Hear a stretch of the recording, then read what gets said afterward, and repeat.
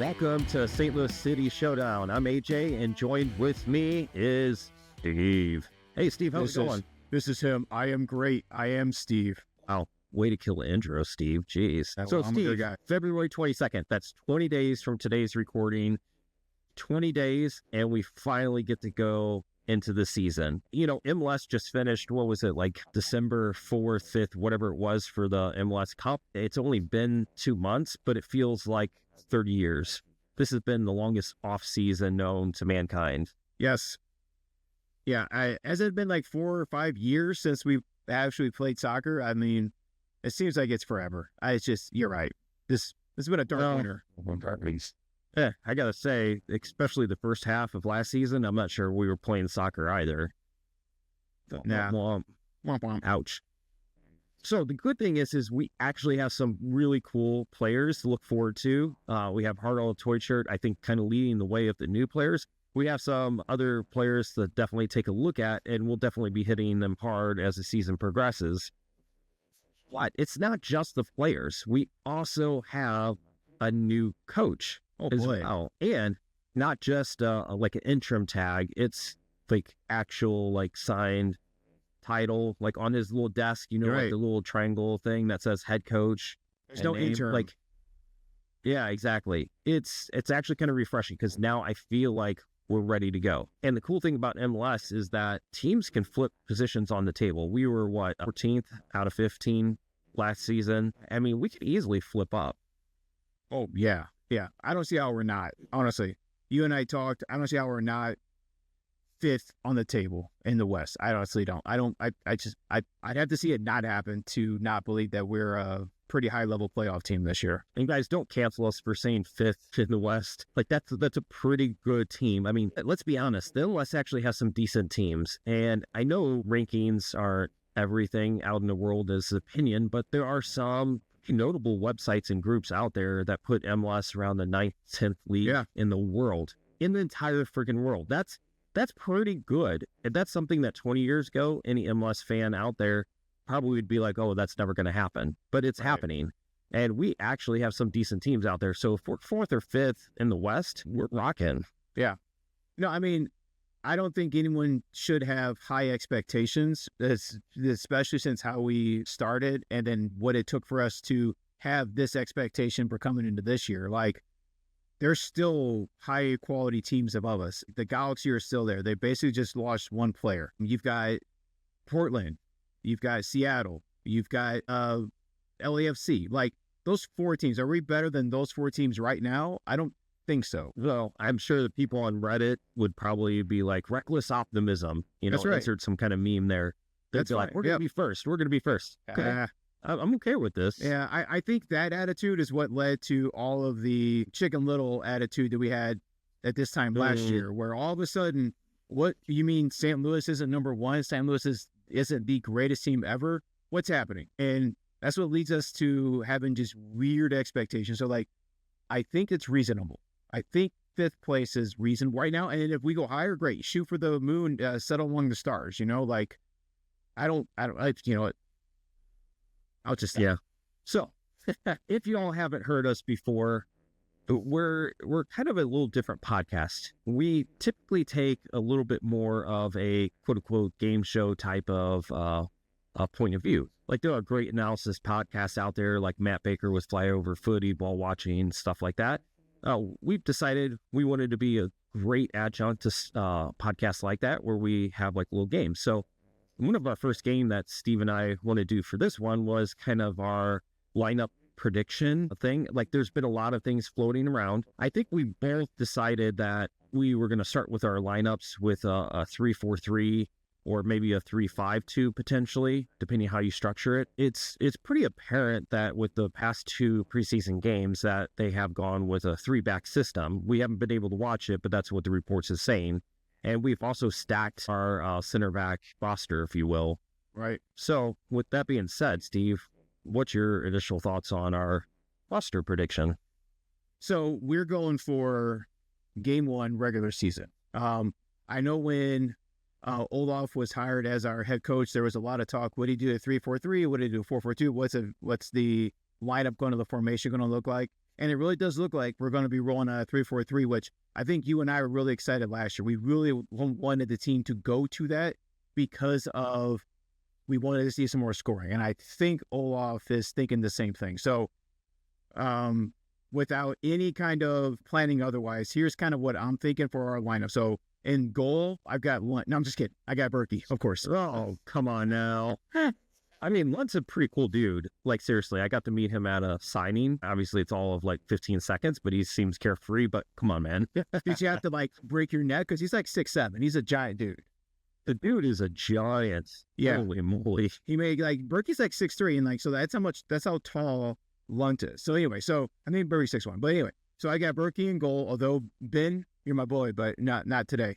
Then on that back line, I got Baumgartel, Kessler, and Nilsson. You know, I risk putting out Nilsson because of his health, but what I'm thinking is we want to put our absolute best lineup we can out there for that first game. And if it all blows up, that's fine. So this is kind of what I'm thinking. So in that midfield, I've got Hartl, Leuven, Durkin, my boy, and Celio making the big comeback in St. Louis. Like, it seems like he's ready. He's good to go. So that's my midfield. And then on the forwards, I've got Toyer. So we got to remember how to say this dude's name. Toyshirt, Klaus, Papa Klaus, and Betcher. So that's kind of what I'm thinking is going to be our lineup. I looked at the rosters. I looked at kind of what we threw out last year, and I wanted to see who's going to be feeding them the ball. And I think those are pretty solid lineup. What do you have? All right. So hear me out. I'm going to go with a 3-4-3 here. And this could easily transition to 3-5-2. So back line, I have Baumgartel, Kessler, and Hebert, so left to right. And I figured, okay, Hebert. So let's talk for a second, okay? One quick little break here. So think Lord of the Rings. So Battle of Helm's Deep, okay? So if anybody hasn't seen Lord of the Rings, shame on you. You're dead to me. But for those who have, basically there's a battle going on. And in castles, usually you have like the outer wall, and then the keep may have an outer inner, or maybe they just have one inner wall. And the goal is to keep the enemy past each of the walls. But if one wall breaks, you try to keep them furthest out possible. Soccer is the same way. Ideally, you try to keep the enemy, so to speak, out of your half. But of course, that's going to happen. The next kind of thing is the 18-yard box, and then obviously right in front of the net, you want to keep these people outside of it. The problem with the 3-4-3 or 3-5-2 is that you don't have as much width in the back because you only have 3 center backs back there as opposed to 2 center backs and 2 wing backs. Now, to some extent, that kind of happens even in a 4-4-2 because one of the wing backs might be pushed forward, but you kind of get the idea. So the one reason why I kind of like this is that Hebert is pretty flexible. He's a good center back, but I think he's best at a center back, but he can also play a wing back as well. In a 3-4-3, he's kind of like that dual role where he's kind of center back and then also kind of like a full back as well. The problem is obviously you can't really cover the deep corners quite as well because of how this is structured, but I think he would be really good there. Kessler, I think he's a good center back.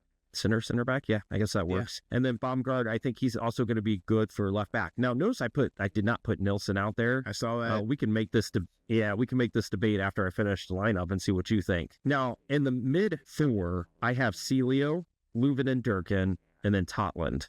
Here's my thought, is that usually in a system like this, you're still going to have a double pivot. So Leuven and Durkin obviously makes the best sense. And this, I know Durkin's hurt right now, but we're assuming that everybody's kind of alive and well. God, I hope so. I think that's a great double pivot there. Now, Celio and Totland for the wings here, the reason why I like Celio on the left is he was amazing at advancing the ball, especially in that attacking half of the field. Now, the thing is, though, is on the other side, I didn't put Alm there because I didn't want to have too many people too far forward, where Totland may be great as a, wing back, kind of bringing up the ball towards the first 2/3 of the field, where Celio would be the last 2/3 of the field. So they kind of alter and kind of balance each other out, almost kind of like a very wide double pivot is my thought process. And then we have up top, Harder, Klaus, and Toyshirt. Now, Klaus, I really think is going to be playing a false 9 again, which is fine,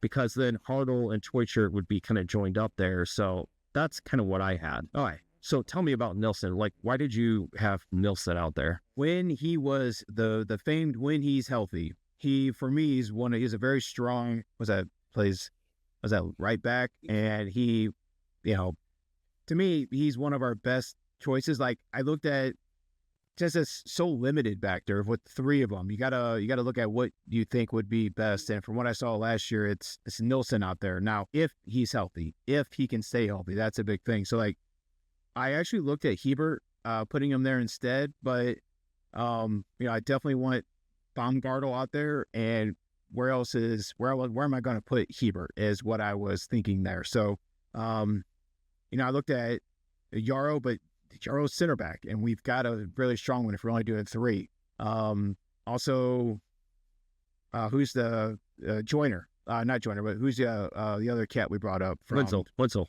Yeah, Witzel. I thought about him too, but again, another center back, and for me, that was the best option. So yeah, what are your thoughts on Nilsson for sure? I think in a system like this, you have to have a good 3 center back pairing. Now, there's going to be a lot of people arguing about this, and I hope they do. The question is do you put the best 3 out there, which, okay, I can understand, like, skill-wise best 3, or do you put the best 3 that work together the best? Yeah. Or do you put the best longevity out there? Because I think you really are going to need a trio that's going to work well off of each other, and Nilsson's just going to get hurt.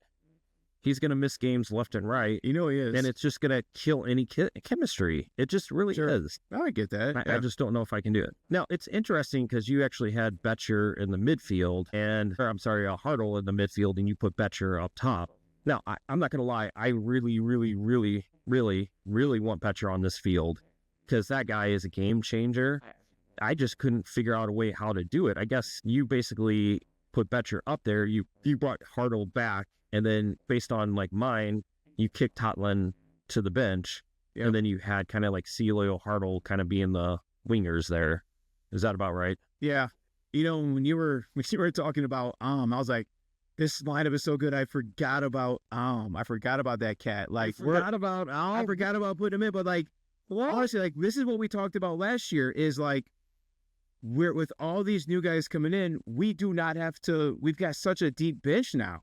We can have Ultra coming in. Like we have other options now. And like Am's great, but like, is he starting game 1 great for me? No. And that's amazing to not even and Indy Vasilev. Like, what are we doing? Like, these were mainstays of our team last year, and now they don't have to be. Like, it's just for me, this is a really cool way to think about it. Like this, instead of going just 4-4-2, putting it out there, and this is what we're gonna do. Like this is a very complicated lineup for me, and one you really have to kind of play with. And I'm glad I'm not the coach. I'm glad I'm just some joker in a basement, literally in a basement. Yeah. So, and that's the thing too, right? Is that what we don't get the pleasure of seeing is we don't get to see these guys in practice. We haven't got to see the first 2 preseason games. The thing is sometimes players just don't work out in your system.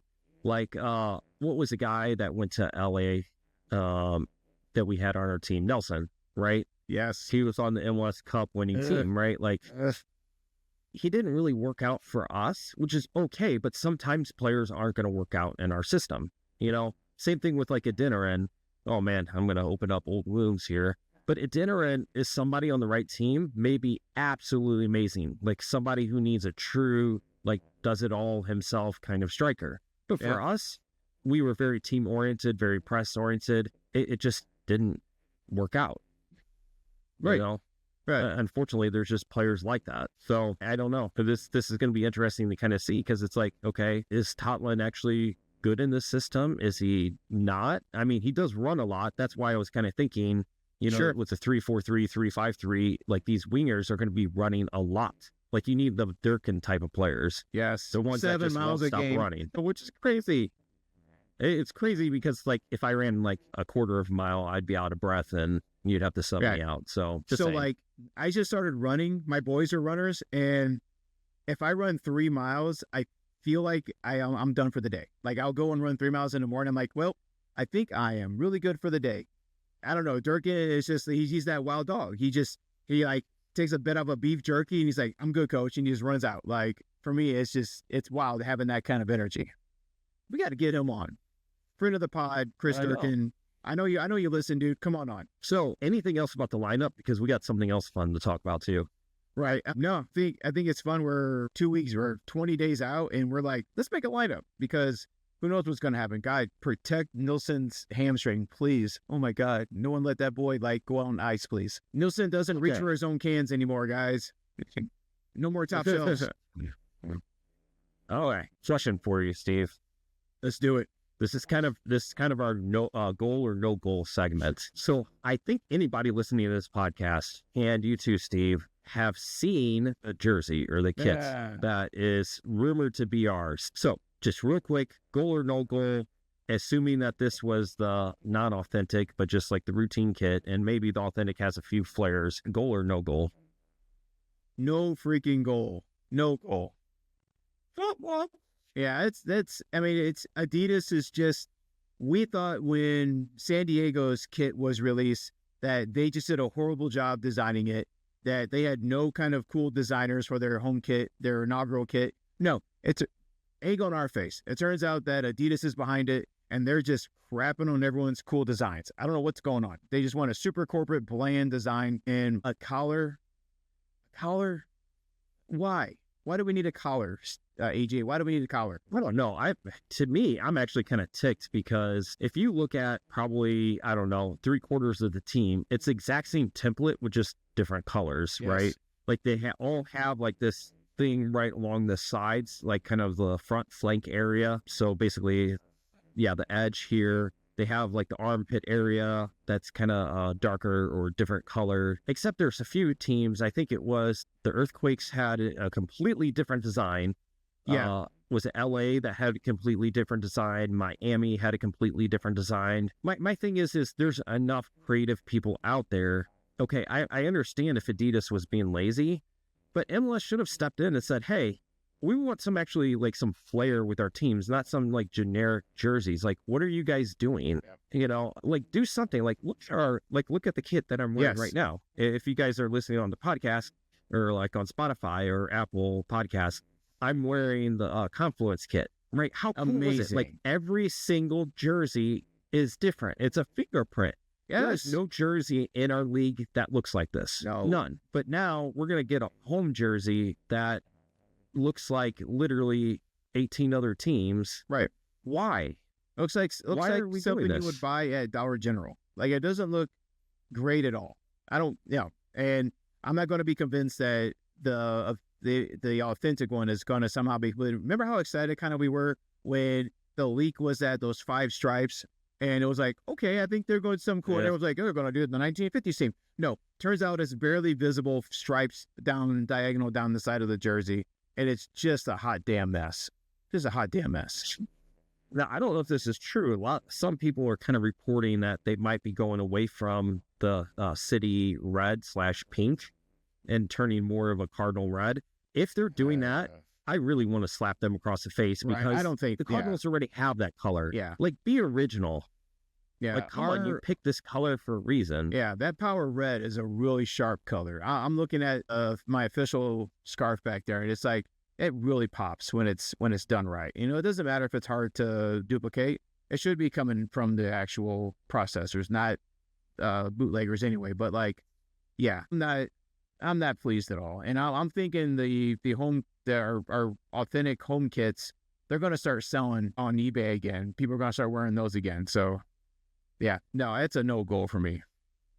It's definitely no goal. And I think there's some people probably holding out hope. I think there's part of me that is too, that these were definitely not the real kits, but I'm sorry guys, I hate to say it. When other teams, quote unquote, leak kits look exactly like ours, this is it.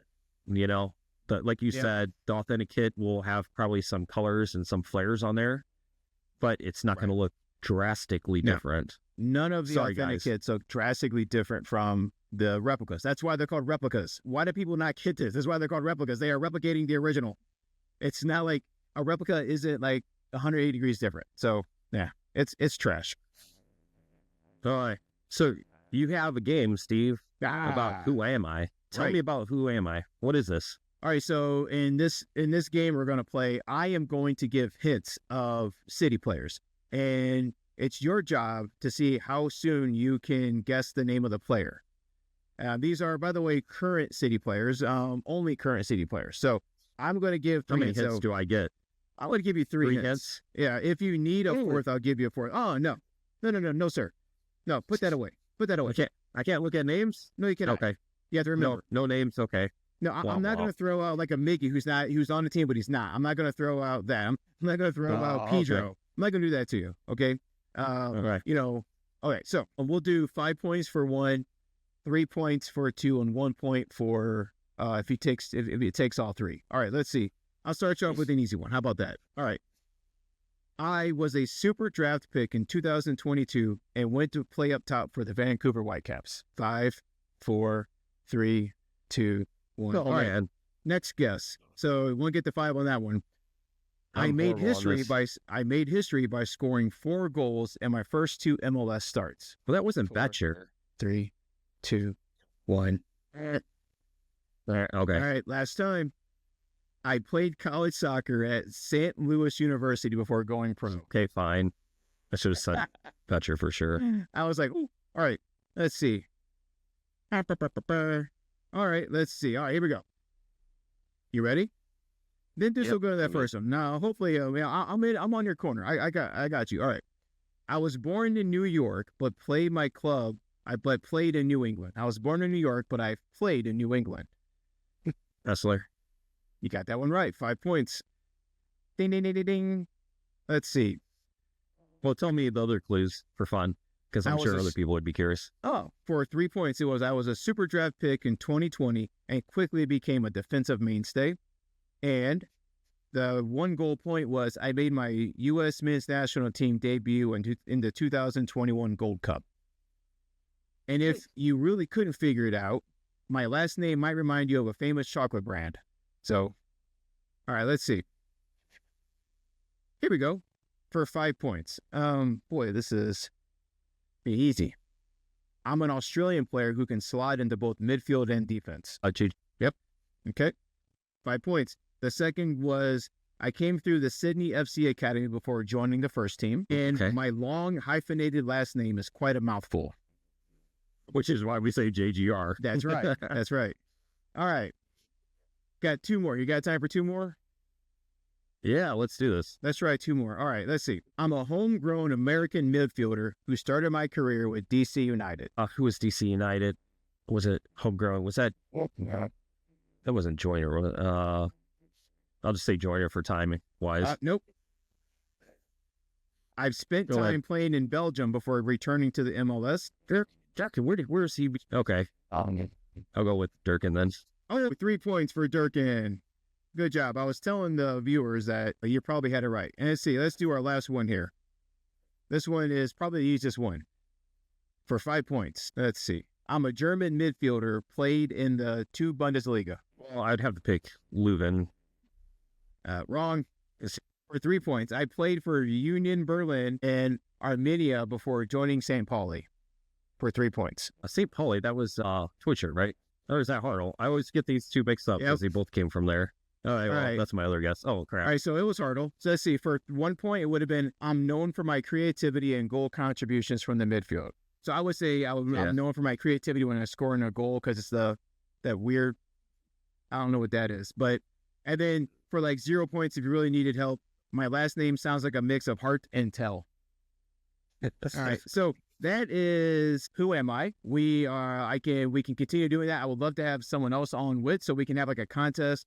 First one to ring in gets the points, kind of like a Family Feud type situation. That'll be fun. But that's our first time ever playing Who Am I? I like that. What'd you think? Yeah, I think we need to get some people on. We do have a friend of ours who is new actually into St. Louis City. He's seen a couple games, and then this year he said, you know what, I really want to be a fan. I'm really interested. He bought, I think it was the Confluence kit, right? Yeah. That he bought, or was it the original? Whichever one he bought. So he's ready. I'm sure he would have fun. But if there's somebody else, we had Durkin Prop on at the end of last season, if you guys are interested, definitely hit us up on Blue Sky, Reddit, whatever. You guys will see us. Facebook too. I forgot about that too. So not too bad, Steve. Nope, not too bad. Not too shabby. You did good. I'll give you 30 cool points for that. You did a good job. keep a running record for those. You can cash those in. Yeah, it's always hard because like when you get put under the gun and you got a timer, it's like your brain just stops. It's kind of like when people are on like Jeopardy or Who Wants to Be a Millionaire back in the day. You're like, how do you guys not know this easy question?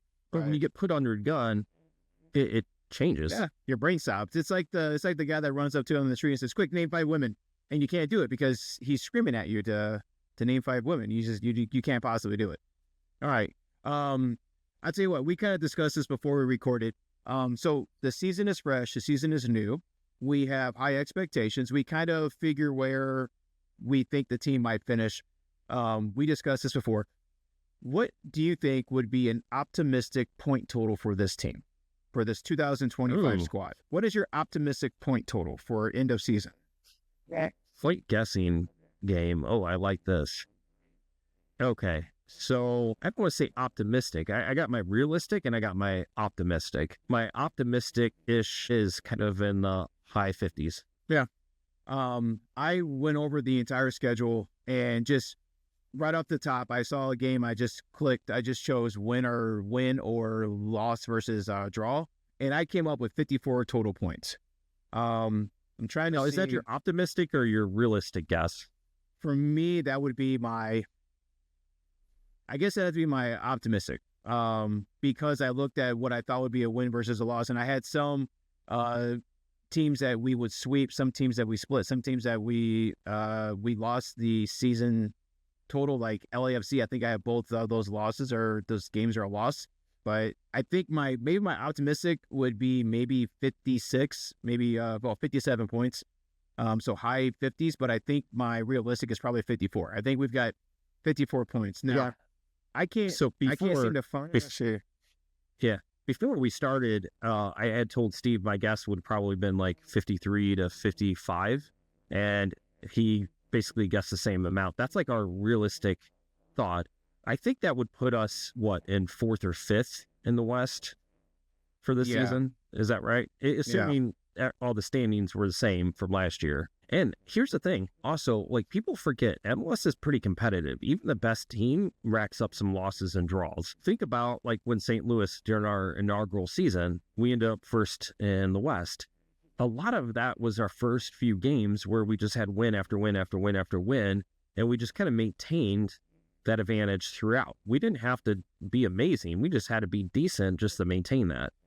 All we need to do, and I think it's very possible, is go out there, have a little streak where we have, 3 or 4 wins streaking, especially against opponents that would otherwise be in the top half of the table, because that knocks them down too. So what were you thinking, Steve? Like, you're kind of going through the list and everything. Yeah, I'm looking. So just so we're clear, last season we scored 37 points. We had 37 points for the season. In the Supporter Shield, if we were to score between 54 and 57 for last year, that would put us between 6th and 7th place in the Supporter Shield. So, like, we went up from 24th on the Supporter Shield table up to potentially 6th or 7th. So that's not bad. For me, that's really good. Yeah, I will definitely take that. That is a successful season. That gets us in the playoffs for sure.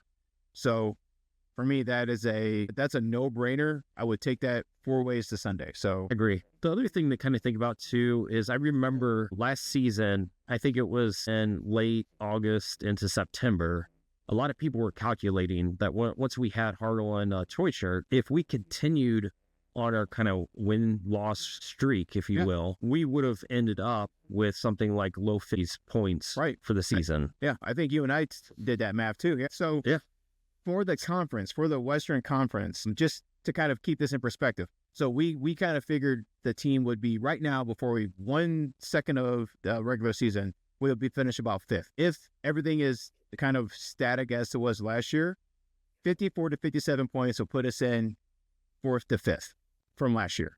Okay. So okay that's a good position. LAFC had 64 points. I think our inaugural year, we probably had, we have like 64 points too, some amazing point, but like bouncing back from what we did last year to potentially being 4th or 5th, like that's amazing. That is a home game in the playoffs. Like that is really nice. Not in that knockout round. That is like not having to play in that knockout round too. So That is pretty intense. To not even being sniffing the playoffs last year. Like, to me, 57 points, 54, 57 points, successful season. Massively successful season. Because like you have to win several games in a row to get to that, and you have to not lose 8-10 games in a row. And if anybody's listening this far in the podcast, look, put yourself on the record. Yeah. What points you think that we're going to end the season with, and kind of stake your name to it. It's easy if you're thinking in your head, oh, I'm thinking we're going to get, 50 points or 55 or 60, whatever you're thinking. And that's nothing. But put your name to it, tweet us back, or whatever they call it on Blue Sky or Facebook, reply back and say, hey, we're thinking this. And then we'll see at the end. Let's see if you're right. That's right. Join us. Tell us why. So, all right, Steve. It's kind of like that song that you always hear at bars near the end, closing time. Do you have a last drink before you go? Yes, I'm a tall drink of water. I don't know. Womp womp. I guess the only thing we can say is take a nice deep breath, stand up wherever you are, scream at the top of your lungs.